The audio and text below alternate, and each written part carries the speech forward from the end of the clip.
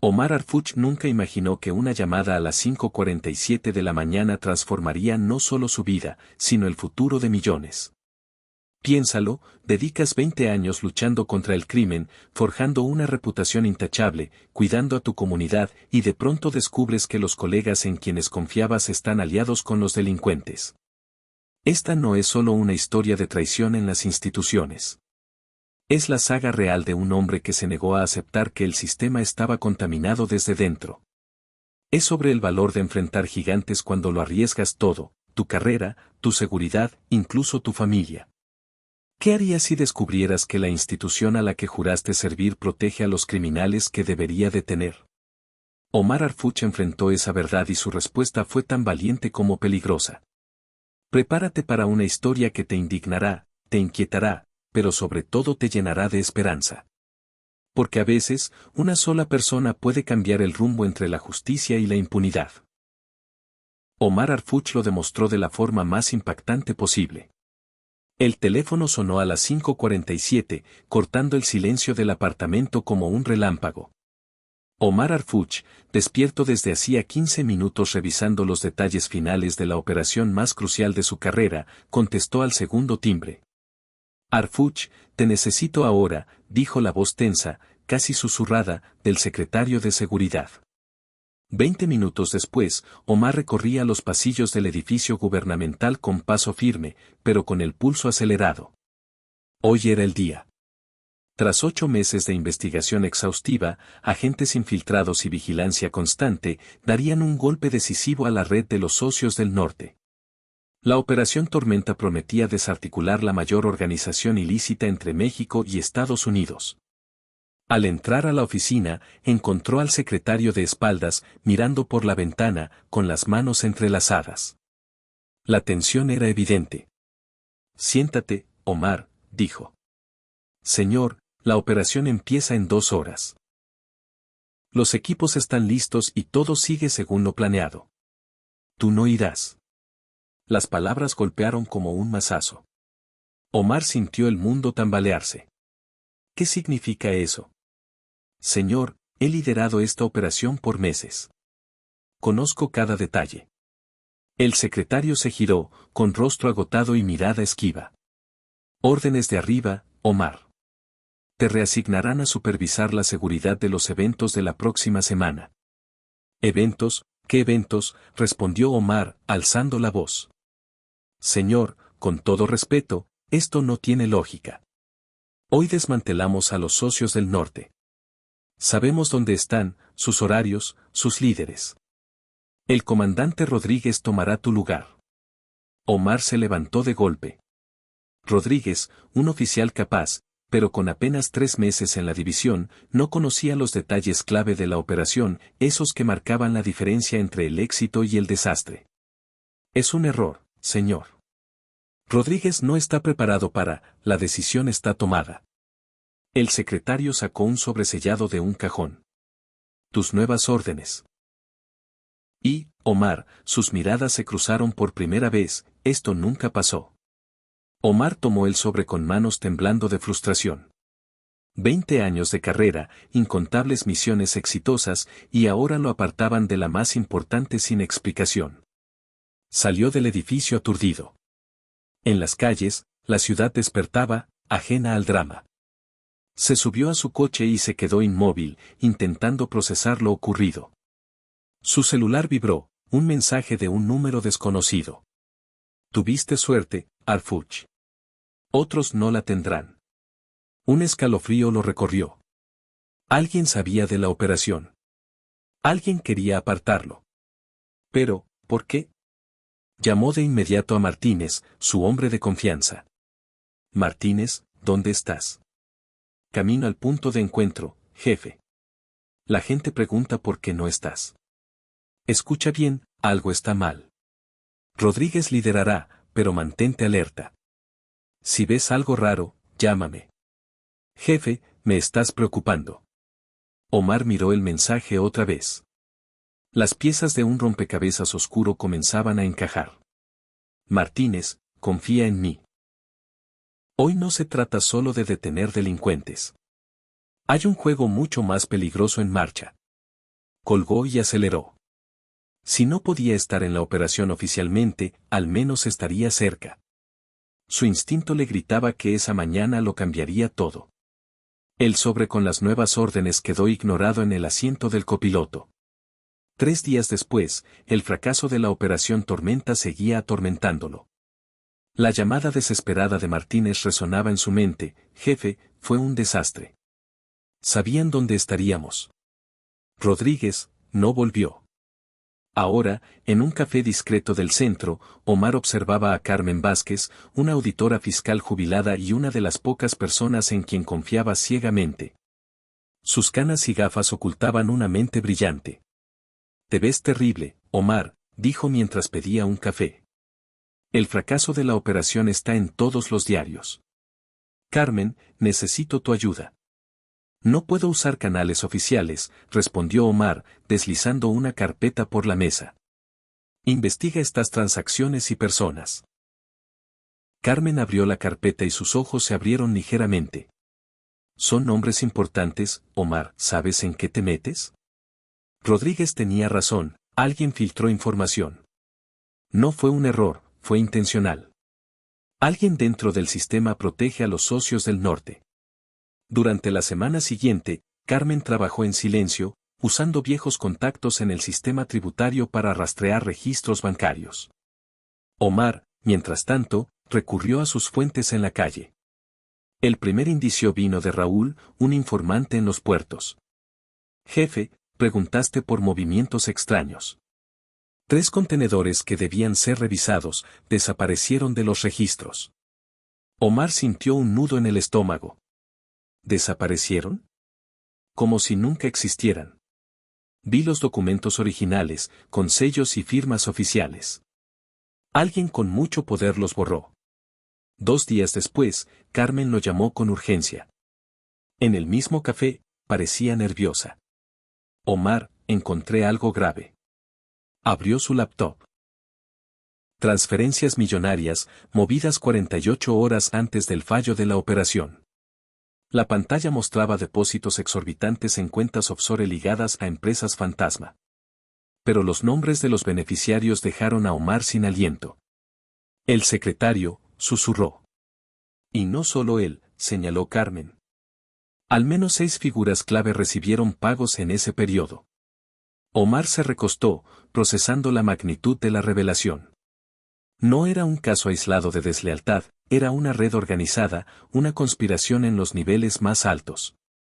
Carmen, ¿puedes rastrear el origen del dinero? Sí, viene de una empresa fantasma en las Islas Caimán, pero, dudó, Omar, está ligado a los socios del norte. El rompecabezas tomaba forma.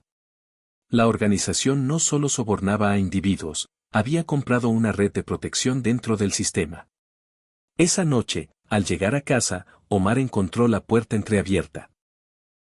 Todo parecía normal, excepto por una foto de su hija de 8 años en la mesa de la cocina, con un círculo rojo a su alrededor.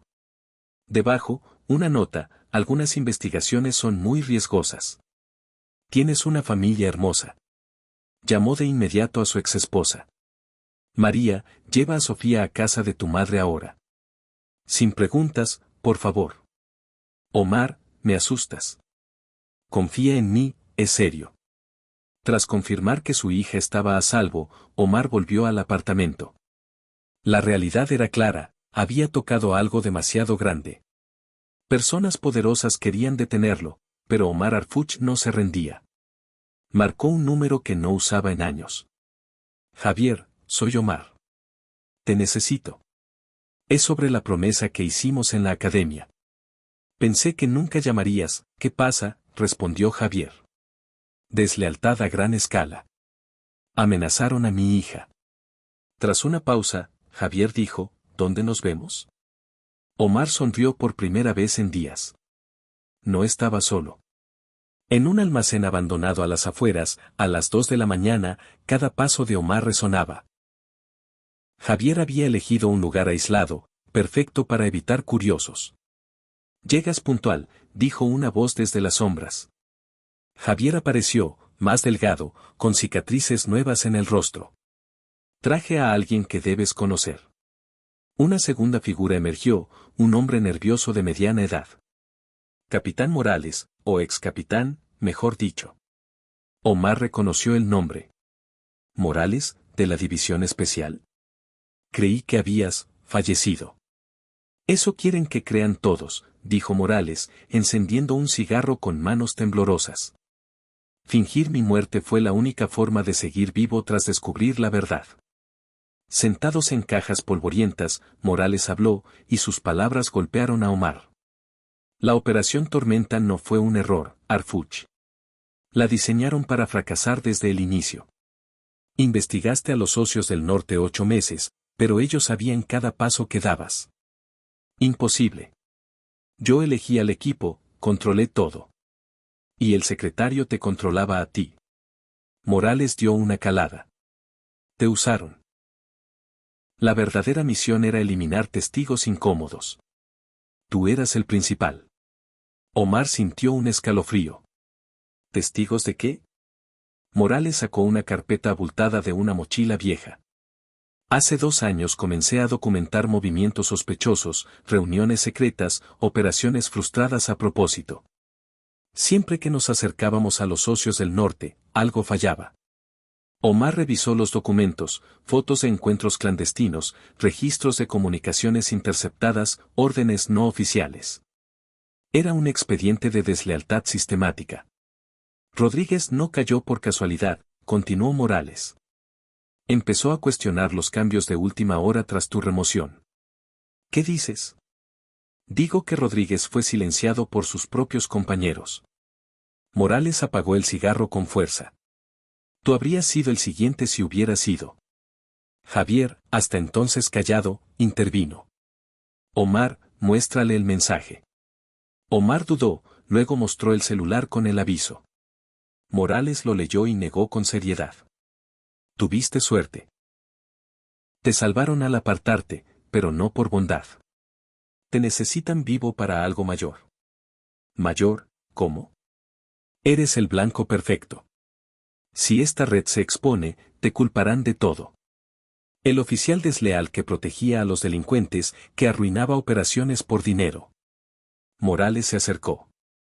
Ya sembraron pistas falsas, cuentas a tu nombre, mensajes inventados. Omar sintió su mundo colapsar. Esto es una locura. Puedo probar qué, con qué pruebas, quién te creerá contra el secretario, los comandantes y la estructura que controlan. El silencio llenó el almacén. Omar comprendió la enormidad de su lucha. No era solo una investigación por deslealtad, era una batalla por su vida. Hay una salida, dijo Morales lentamente. Pero es arriesgada, muy arriesgada. Era el momento de cambiar las reglas del juego. En lugar de mantenerse a la defensiva, pasarían a la ofensiva, tomando la iniciativa con decisión. Para lograrlo, necesitaban pruebas sólidas, imposibles de refutar, y aliados que no pudieran ser comprados ni silenciados por presiones externas.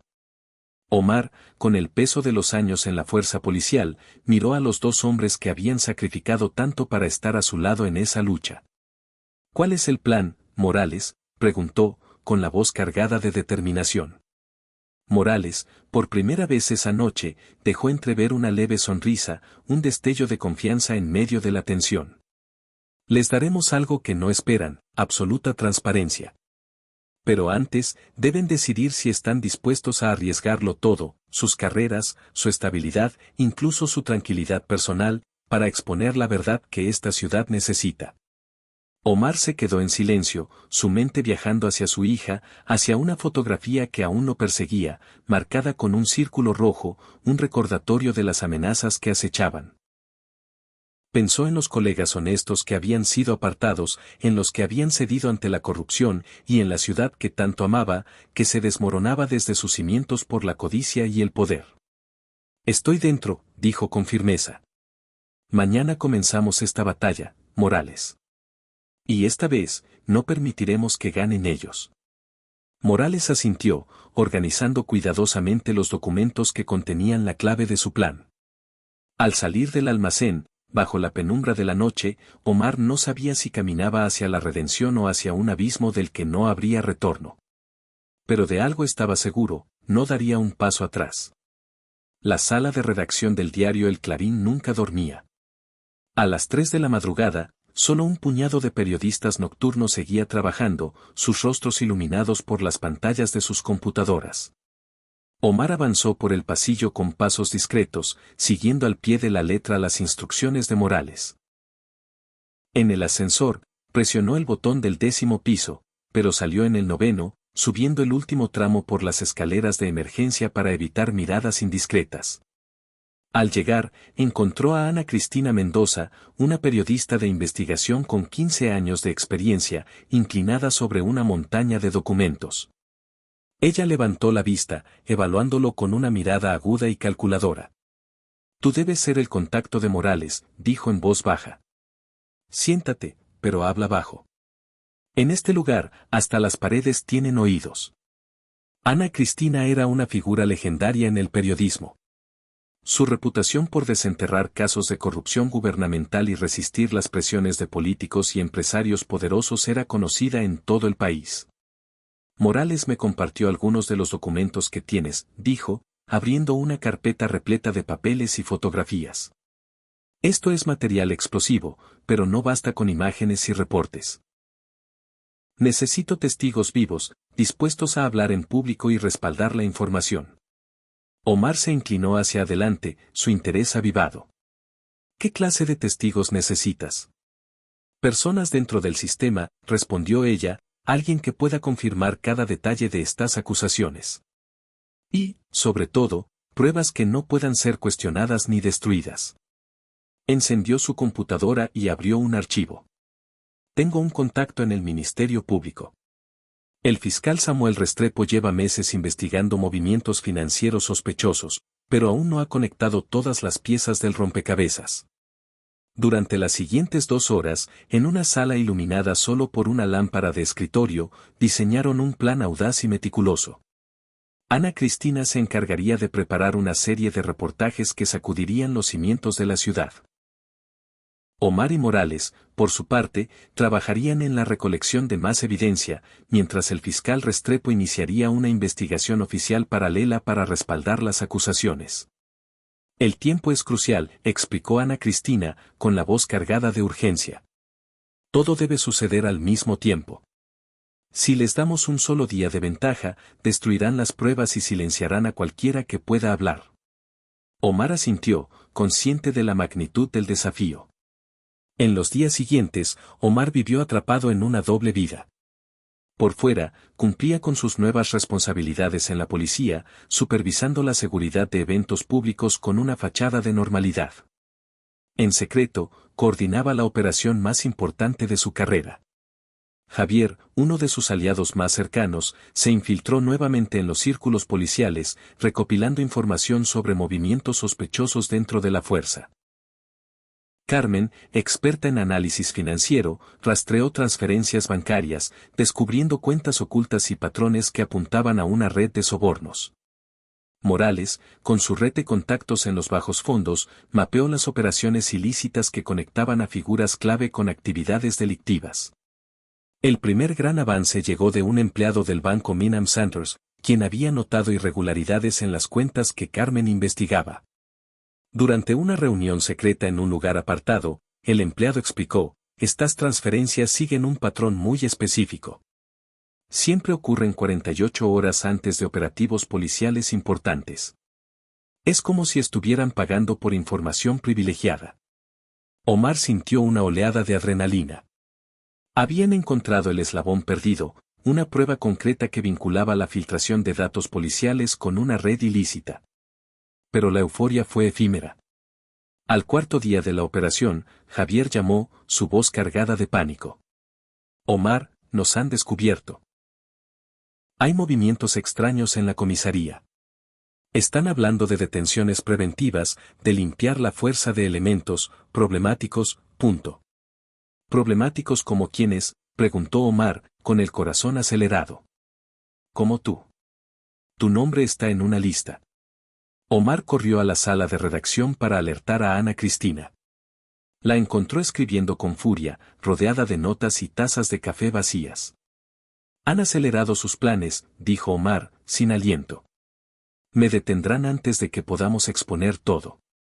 Ana Cristina dejó de escribir y lo miró con determinación. Entonces, aceleremos los nuestros. ¿Cuánta evidencia sólida tenemos?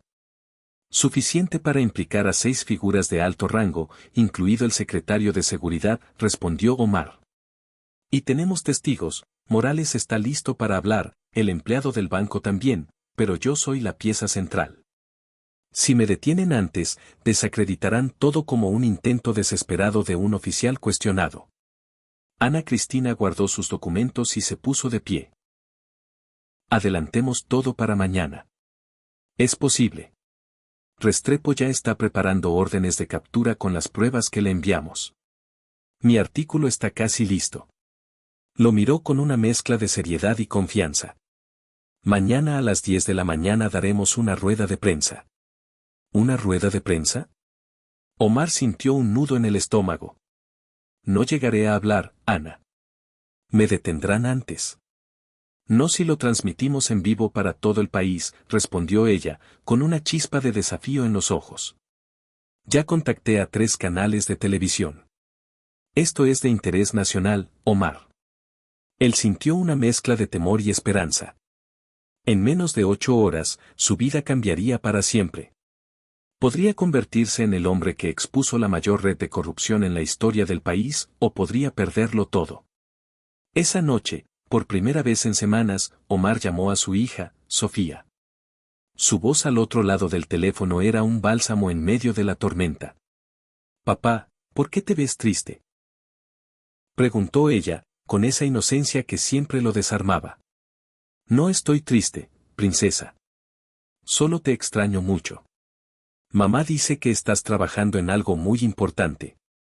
Omar cerró los ojos, conteniendo la emoción. Sí, Sofía, algo muy importante.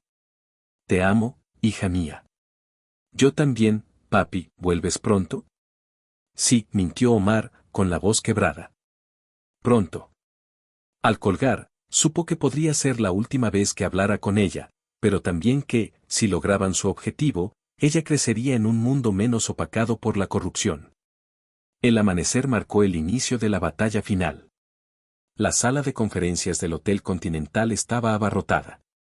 Periodistas de los principales medios del país, corresponsales internacionales y algunos políticos curiosos llenaban cada asiento disponible.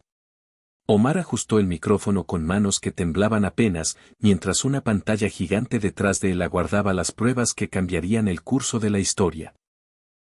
Ana Cristina, desde la primera fila, le hizo una señal discreta. 3 cámaras de televisión transmitían en vivo. No había vuelta atrás. Buenos días, comenzó Omar, su voz resonando con una claridad que sorprendió incluso a él mismo. Me llamo Omar Arfuch, y durante los últimos 20 años he servido como investigador en la División de Narcóticos. Hoy estoy aquí para exponer la red de corrupción más extensa que haya existido en nuestra fuerza policial. La primera diapositiva apareció en la pantalla, una fotografía del secretario de Seguridad Pública recibiendo un sobre de un conocido operador de redes ilícitas. Un murmullo recorrió la sala. Esta imagen fue tomada hace 3 meses, continuó Omar. El sobre contenía 50,000 pesos en efectivo, un pago por información privilegiada. Durante los siguientes 40 minutos, Omar desmanteló metódicamente la red de corrupción. Mostró transferencias bancarias que evidenciaban sobornos, cronogramas que conectaban pagos con operativos policiales y comunicaciones interceptadas que dejaban poco espacio para la duda. Morales subió al escenario para explicar los detalles técnicos de las pruebas, mientras Carmen, desde una videoconferencia, presentó un análisis detallado de las transacciones financieras. El momento más impactante llegó cuando Omar reprodujo una grabación obtenida por Javier. La voz del secretario era inconfundible, la operación Tormenta debe fallar. El silencio en la sala fue absoluto, seguido de un estallido de preguntas y flashes de cámaras. El murmullo en la sala de conferencias era tenso. Alguien, desde el fondo, había estado haciendo demasiadas preguntas incómodas, removiendo un avispero que muchos preferían ignorar. Era el momento de poner fin a las dudas y exponer la verdad de una vez por todas. Cuando Omar terminó de presentar las pruebas, el silencio en el auditorio se volvió casi palpable, como si todos contuvieran el aliento. De pronto, como un relámpago que rompe la calma, decenas de periodistas estallaron en un torbellino de preguntas, sus voces superponiéndose en un caos frenético. Comandante Arfuch, ¿no teme las consecuencias de esta revelación? ¿Por qué decidió hablar ahora, después de tantos años? ¿Cuántas personas están implicadas en esta red? Omar alzó una mano con calma, pidiendo silencio. La multitud se aquietó, expectante. Sé que algunos podrían dudar de mi palabra, comenzó, su voz firme pero serena. Por eso, quiero informarles que, en este preciso momento, el fiscal Samuel Restrepo está ejecutando órdenes de captura contra 6 figuras de alto rango involucradas en esta trama. Como si el universo hubiera sincronizado el momento, el celular de Ana Cristina vibró en su bolsillo. Ella contestó, escuchó brevemente y, con una sonrisa contenida, levantó el pulgar hacia Omar. Él asintió y volvió al micrófono. Acabo de recibir confirmación, anunció, proyectando autoridad. El secretario de Seguridad Pública fue detenido hace 10 minutos en su residencia. Otros 2 implicados están siendo arrestados mientras hablamos. El auditorio se convirtió en un hervidero de actividad. Los reporteros gritaban órdenes a sus equipos en las salas de redacción, los fotógrafos disparaban ráfagas de flashes, y los corresponsales internacionales improvisaban transmisiones en vivo, sus voces cargadas de urgencia. Pero la verdadera revolución no ocurrió en esa sala, estalló en las calles. En menos de una hora, las redes sociales se inundaron de hashtags como #Justicia para Todos y #Arfuch Héroe. En plazas y avenidas, la gente comenzó a reunirse espontáneamente frente a edificios gubernamentales, exigiendo transparencia y un cambio real. Las pancartas ondeaban, y los cánticos resonaban en una ciudad que, por primera vez en mucho tiempo, parecía despertar. 3 días después, el país era otro. 11 personas habían sido detenidas, incluyendo 2 comandantes regionales y un juez de alto perfil. Una red financiera que operaba en las sombras, conectada a actividades ilícitas, fue desmantelada en un operativo impecable, ejecutado con una precisión que sorprendió incluso a los más escépticos. Omar, ahora instalado en una modesta oficina del Ministerio Público, asumió el cargo de director de una nueva división dedicada a combatir la corrupción dentro de la policía. Estaba revisando informes cuando Ana Cristina apareció en la puerta, sosteniendo una botella de champán y una sonrisa triunfal. La sentencia final acaba de publicarse, anunció, descorchando la botella con un gesto teatral. El secretario recibió 20 años de prisión. Los demás, entre 10 y 15 años cada uno. Omar esbozó una sonrisa, pero en sus ojos brillaba una sombra de inquietud. ¿Y los otros?, preguntó, refiriéndose a aquellos que aún operaban desde las sombras, intocables por ahora. Ana Cristina se sirvió una copa y le ofreció otra. Sobre eso, tengo noticias. Desde que expusimos la red, 3 personas se han acercado al fiscal Restrepo, ofreciendo información a cambio de protección. Tu valentía, Omar, ha inspirado a otros a dar un paso al frente. Era una victoria, sin duda, pero Omar sabía que era solo el comienzo. La corrupción, como una maleza resistente, siempre encontraba la forma de volver a crecer. Sin embargo, por primera vez en años, sintió que el sistema tenía una oportunidad real de sanar, de reconstruirse sobre cimientos más justos. Esa noche, después de meses de vivir en la clandestinidad, Omar regresó a casa. Apenas abrió la puerta, Sofía corrió hacia él, arrojándose a sus brazos con una risa que llenó el aire. «Papá, te vi en la tele», exclamó, sus ojos brillando de orgullo. «Todos en la escuela dicen que eres un héroe».